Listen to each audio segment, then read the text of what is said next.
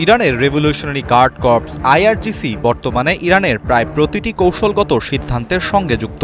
এমনকি যুদ্ধের আগের চেয়েও এখন তাদের প্রভাব অনেক বেশি। এছাড়া রাজনৈতিক নেতৃত্বে এখন যে শীর্ষ ৩ ব্যক্তি রয়েছেন তারা সবাই সাবেক আইআরজিসি সদস্য।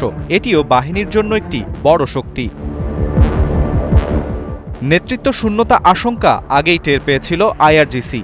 এমন কঠিন সময় যে আসতে পারে তার আন্দাজ থেকেই মাঠ পর্যায়ের কর্মকর্তাদের হাতে সিদ্ধান্ত নেয়ার ক্ষমতা দিয়ে রেখেছে শীর্ষ কর্মকর্তারা।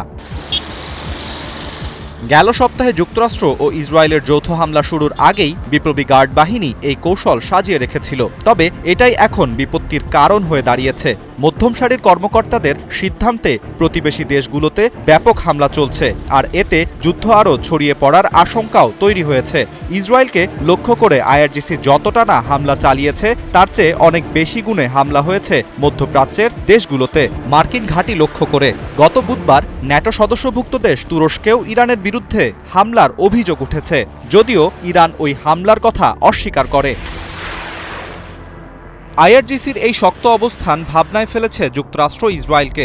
সহজে যুদ্ধ জয়ের সমীকরণ কঠিন হয়ে দাঁড়িয়েছে আইআরজিসির দৃঢ় অবস্থানে। যুক্তরাষ্ট্র ভিত্তিক গবেষণা সংস্থা ইউনাইটেড এগেইনস্ট নিউক্লিয়ার ইরানের আইআরজিসি বিষয়ক গবেষণা প্রধান কাজরা আরাবি জানান, শনিবার আয়াতুল্লাহ আলী খামেনির মৃত্যুর পর পরবর্তী সর্বোচ্চ নেতা এই বাহিনীর ক্ষমতাকে আরও পাকাপোক্ত করতে পারে।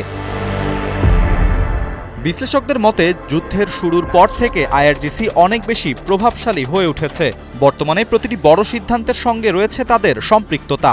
ইরানের পরবর্তী সম্ভাব্য সর্বোচ্চ নেতা খামেনির ছেলে মোস্তফা খামেনির সাথে রেভলিউশনারি গার্ড বাহিনীর অত্যন্ত ঘনিষ্ঠ সম্পর্ক।